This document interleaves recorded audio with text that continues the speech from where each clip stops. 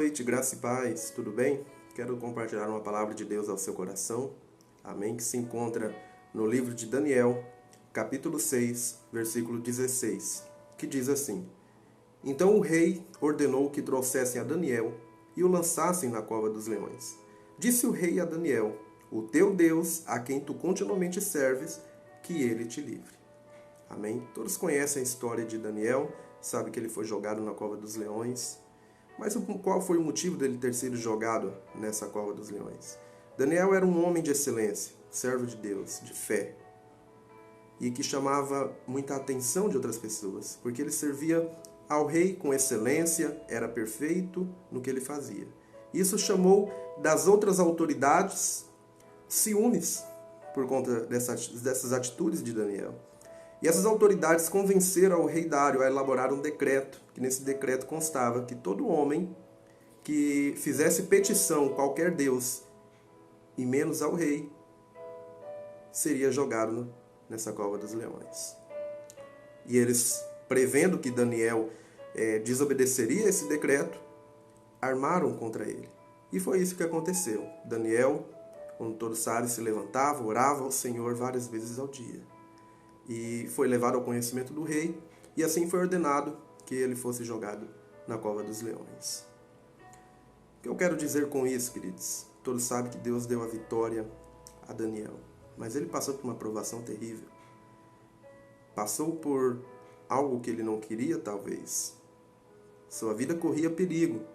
Sua vida estava ali também nas mãos dos reis, da mão dos reis. Mas o Senhor estava cuidando de tudo. E eu lhe pergunto, por que passamos por testes e provações? Por que Deus permite? Deus, queridos, permite que passamos por isso, por esses momentos de testes e provações, e às vezes Ele nos mantém longe desses testes. Mas quando passamos por tamanhas aflições, Ele permite porque Deus sabe que isso é para gerar uma fé inabalável em nossas vidas, porque Ele quer aperfeiçoar esta fé em nós. A fé que Daniel possuía era muito grande, mas o que ele passou, a provação que ele passou foi de modo duro, mas nem por isso ele desanimou, ele obteve a vitória. Muitos homens de Deus, ao longo da história cristã, homens e mulheres, passaram por tamanhas dificuldades, passaram por grandes provações permitidas pelo Senhor. A exemplo que possamos citar Paulo, que passou de perseguidor a ser perseguido por pregar o evangelho da palavra do Senhor. Eles enfrentaram sofrimentos e uma intensidade grandiosa, provações grandes, das mais provações variadas. Mas todos eles, queridos, sabe qual o ponto em comum entre todos esses homens e mulheres de Deus ao longo da história cristã?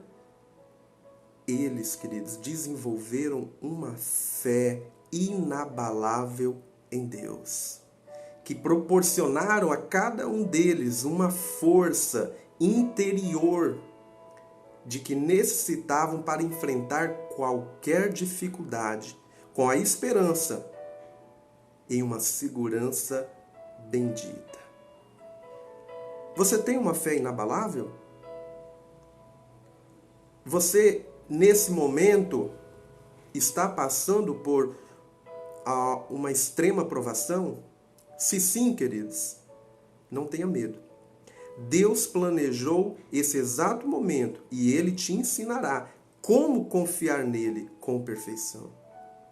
A vontade de Deus é que você tenha o comprometimento com Ele e você venha aperfeiçoar esta fé nele. As provações estão aí, mas para isso, para desenvolver uma fé inabalável, que você cresça em Deus. Qual tem sido o seu grau de fé em Deus? Você acredita que Ele fará exatamente o que lhe prometeu?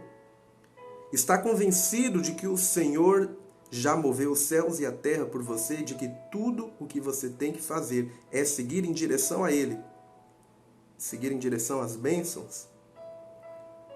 Queria deixar essa palavra no seu coração e você reflita. Deus, Ele não esqueceu de você, Ele está contigo, está tudo no controle dEle.